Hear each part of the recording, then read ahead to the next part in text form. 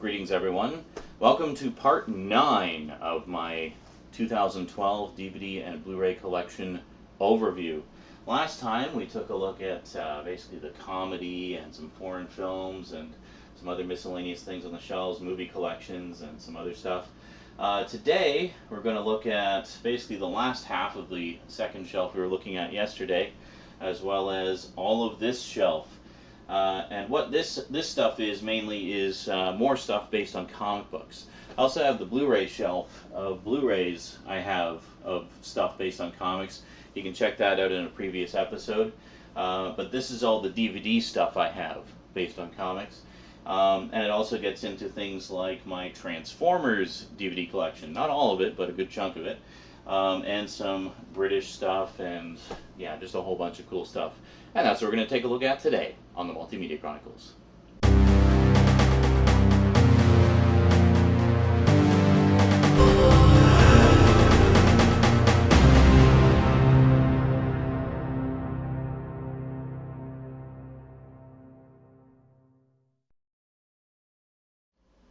Welcome back. Okay, so carrying on. Last time we left off, we were talking about the Mill Creek sets here and some of the other random stuff. Today we're going to basically get into the rest of this shelf and all of this shelf, which is primarily more stuff based on comic books. Now, those of you who have been watching since I did the Blu-ray updates a few days ago will recall the Blu-ray shelf of stuff based on comics. Well, this is the DVD stuff I have based on comics. There's quite a lot here. So starting off, we'll start with, okay, Hancock isn't technically based on a comic, however, it is about a superhero, so it kind of fits in here better than anywhere else, I think. And then we have The Crow, Stairway to Heaven, complete series. Very cool stuff. Then we have the Sin City recut and extended edition. I am planning to pick this up on Blu-ray at some point, but I'm probably going to keep this edition because it's pretty cool. It's got all this snazzy artwork on it, and it actually has a small, like miniaturized version, like digest-sized almost version of the first book of Sin City, which is the story of Marv and Goldie, I think it was, the hooker that he likes. But yeah, very cool.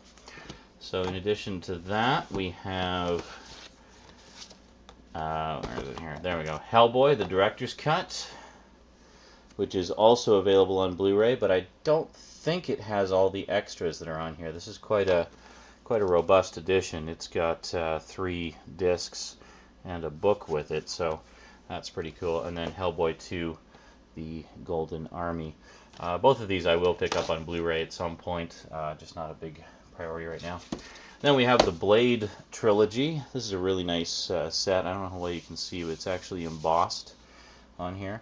The reason I haven't picked this up on Blu-ray yet is because the only versions available are the Canadian Alliance releases, which are sadly bare bones.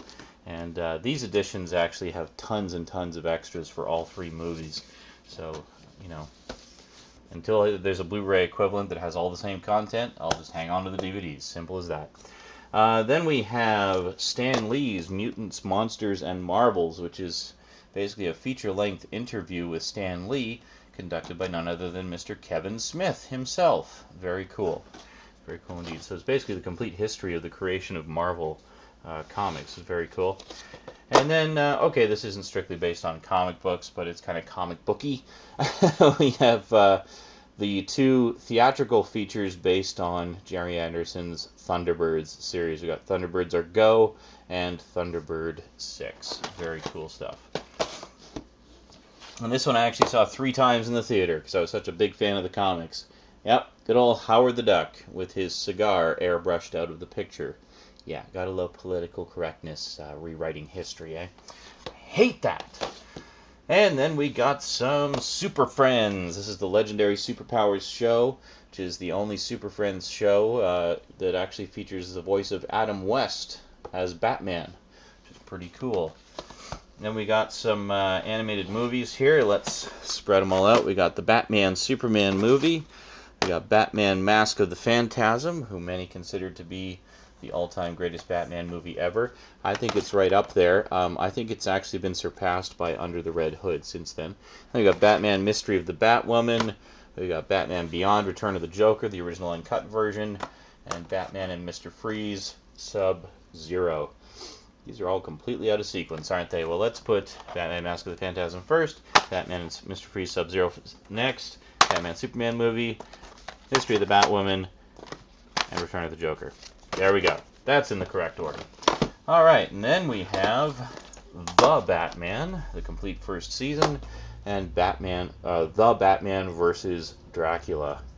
I actually haven't watched very much of this. Honestly, I wasn't terribly impressed with this particular Batman series. It is completely available on DVD, and I will pick it up to complete the Batman collection at some point, but, you know, not in a big rush. Then we have The Tick. We've got the Season 1 release from Buena Vista, which is missing an episode, but I actually have that episode and burned it to a DVD. So this is the complete first season. And then, of course, we have the complete series of the short-lived live-action version with Patrick Warburton as the Tick. Perfect casting there, I have to say. And then we have the Diamond Anniversary Edition of the Complete Superman Collection.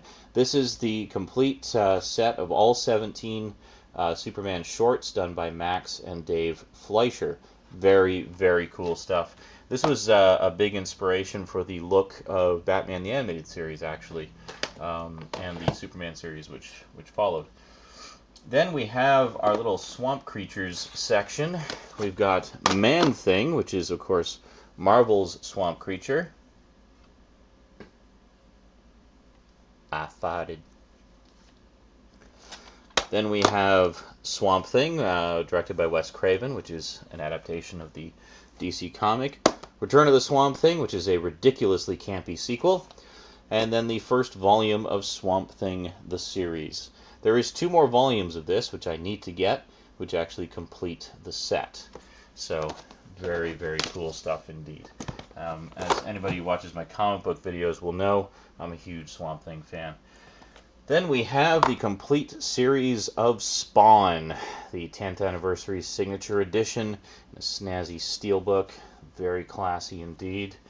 This is all 18 episodes, complete and uncut and uncensored, of HBO's animated Spawn series. Sadly, HBO closed their animation division, so we never got any more episodes, and it does kind of end on a cliffhanger.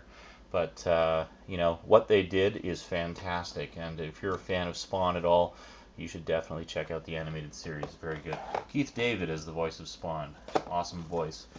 Then we have The Punisher, the 1990 movie with Dolph Lundgren, and then the 2004 version with Thomas Jane, specifically the extended cut, which is quite good. And this is why I don't have these on Blu-ray. Well, first off, this isn't on Blu-ray, and second off, the only version of this on Blu-ray is the theatrical cut. And damn it, I want the extended cut. So once that comes out on Blu-ray, I will upgrade. And then we have Boris and Natasha, the movie, with Sally Kellerman and Dave Thomas, based, of course, on the pseudo-Russian spies from the Rocky and Bullwinkle show. Live-action version there. Yeah, it's pretty bad. But anyway, then we have a bunch of the Incredible Hulk movies. We've got, this has The Incredible Hulk Returns and The Trial of the Incredible Hulk, featuring Thor in the first one and Daredevil in the second one. And then we have The Death of the Incredible Hulk, which is the final chapter in the 80s Incredible Hulk saga. I do actually have the complete series of the series that this was a spin-off of as well. And then this is the first few episodes of the 1996 Incredible Hulk animated series, which sadly is all that has actually been released of that show over here. Alrighty, then moving down to the, I can't go there because I'm going to block the light. Moving down here, get into some more, get a lot of Marvel stuff here, so let's check it out.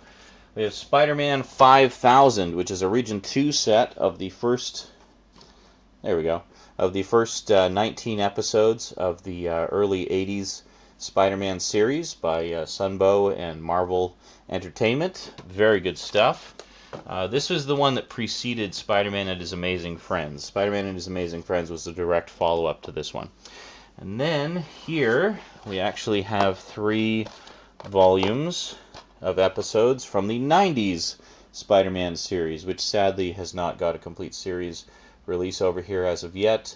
I was kind of hoping with the new Spider-Man movie coming out, The Amazing Spider-Man, we might get that, but it looks like Buena Vista is simply re-releasing the single volumes that have been available for ages, which is unfortunate, but I'll probably pick those up because I'm just a big pussy. Here we go. So we have the CG Spider-Man series that Mainframe Entertainment did. This occurs between the first and second movies, and actually kind of falls into continuity with them as well. And then we have the Spectacular Spider-Man, complete first season.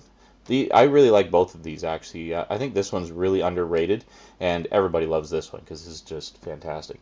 And then we have The Real Spider-Man, which was actually a fan film based on the Green Goblin's Last Stand story from the comics, The Death of Gwen Stacy. And a really well-done fan film, I gotta say. I actually got this directly from the guy who made it, and sadly the disc no longer works. It's an early burned DVD, and yeah, I gotta see about getting a replacement or something. And then here we have the Heroes and Villains collections, which is a collection of the 60s cartoon, 60s and some 80s and some 70s cartoons of famous Marvel heroes. I think there's a few random episodes of the 80s Spider-Man show on here. There's a bunch of episodes of the 60s Spider-Man show and stuff like that. So we got Spider-Man versus the Vulture and Dr. Doom, Fantastic Four versus Dr. Doom, Spider-Man versus Dr. Octopus. I did some videos about these a while ago. And I should mention, by the way, if you're just joining us now, if I've done videos about any of the stuff that we're talking about in this overview, I will post links to them in the description for the video. So be sure to check the description and see which ones I've done full videos about. And you can get a little bit more information about them and stuff like that.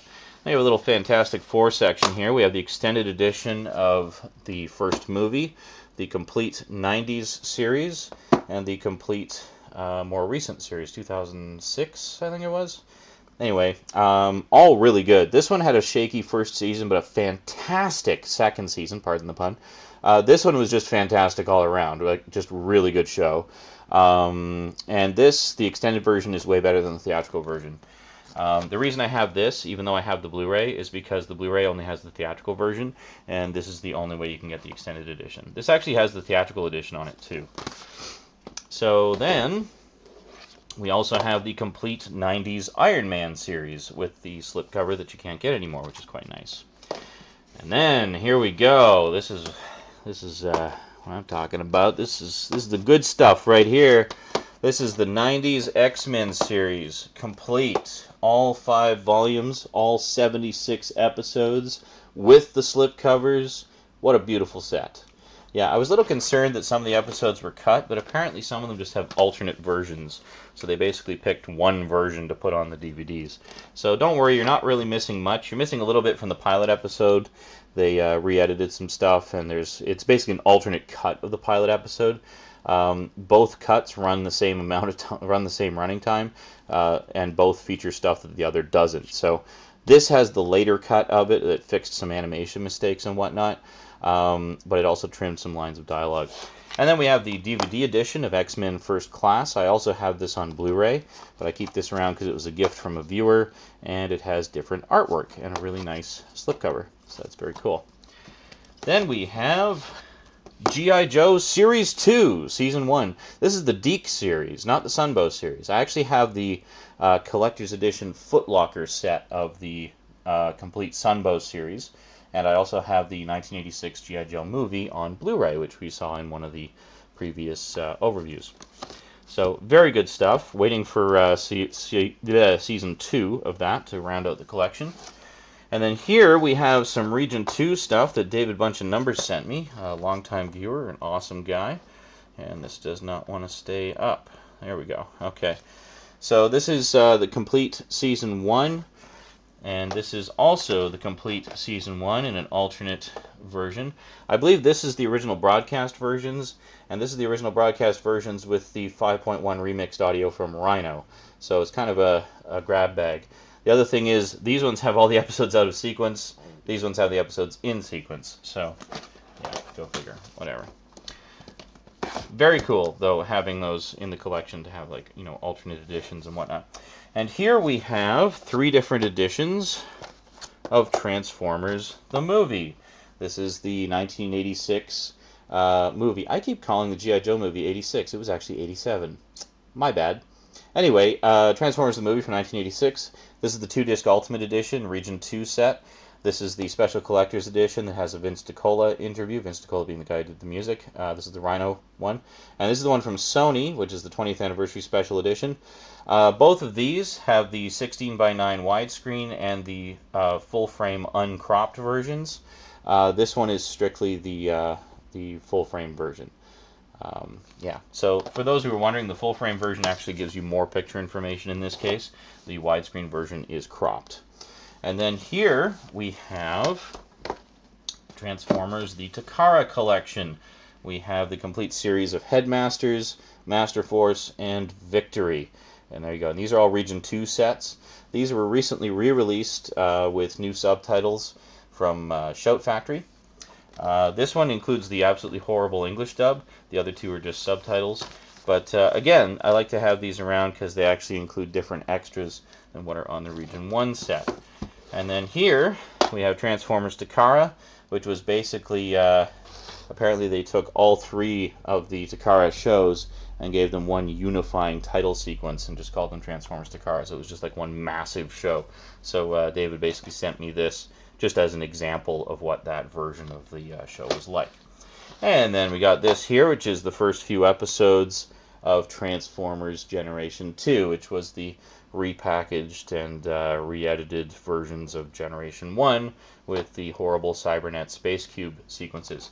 Anyway, once again, something that I just kind of keep as an example. And then here we have the complete series of Beast Wars. There we go. This was also re-released recently by Shout Factory. Can we get... There we go. Yeah, so this is all 3 seasons of Beast Wars, the original Rhino releases. These are out of print, collector's items now. I like them. The Shout Factory sets honestly don't have enough different about them to warrant me wanting to upgrade in any big hurry. I probably will at some point, but it's not a big priority, honestly. I was actually quite happy with the job Rhino did on these sets overall. And then we, of course, have Beast Machines, which is the follow-up series that some fans love, some fans hate. I loved it personally. Excuse me. But, yeah, so this one has not yet been re-released. So it's kind of a missing chapter of Transformers lore for those who are just getting their collections going now. But, yeah, so I snapped that one up as soon as I could. And it's good stuff. So... yeah, so it's all 52 episodes of Beast Wars and all 26 episodes of Beast Machines. Good stuff. So that's a nice block of Transformers stuff right there. So basically we have Season 1, we got the movie, we got the complete Takara collection, we got all of Beast Wars, all of Beast Machines, so that's pretty cool. And here we got some more British stuff. This is all Region 2. None of this has been released over here. We've got Dogtanian, the Return of Dogtanian, and Dogtanian in One for All and All for One, plus the Dogtanian TV special. So, very cool. British fans, I'm sure, will, or British viewers, I'm sure, will recognize this from their childhoods. It was quite popular. And here's another one British viewers might recognize. Around the World with Willy Fogg, which is basically Around the World in 80 Days, adapted for kids, essentially, as with these anthropomorphic cat characters. Very cool. And then a Canadian show that I kind of grew up with. We got The Raccoons, Season 1 and Season 2. There was a lot more Raccoons produced, but this is all that's been released on DVD. There were versions of these sets released in Region 1, but they were, I think, missing some episodes or something like that. These ones are actually complete, but they are Region 2, and both, I think, the Region 1 and 2 sets are out of print now, so nice little collector's items. And there you go. So that covers these two shelves. We got 2 more shelves down below, which basically will be even more cartoons. Yes, I have a lot of cartoons. What can I say? I love me some cartoons. So yeah, so next time we'll be getting into more, basically almost all of the rest of the 80s cartoons, some cartoons based on video games, and a good chunk of the Filmation library, as well as a few movie serials. So yeah, we'll see you next time. Until then, thanks for watching, and sayonara.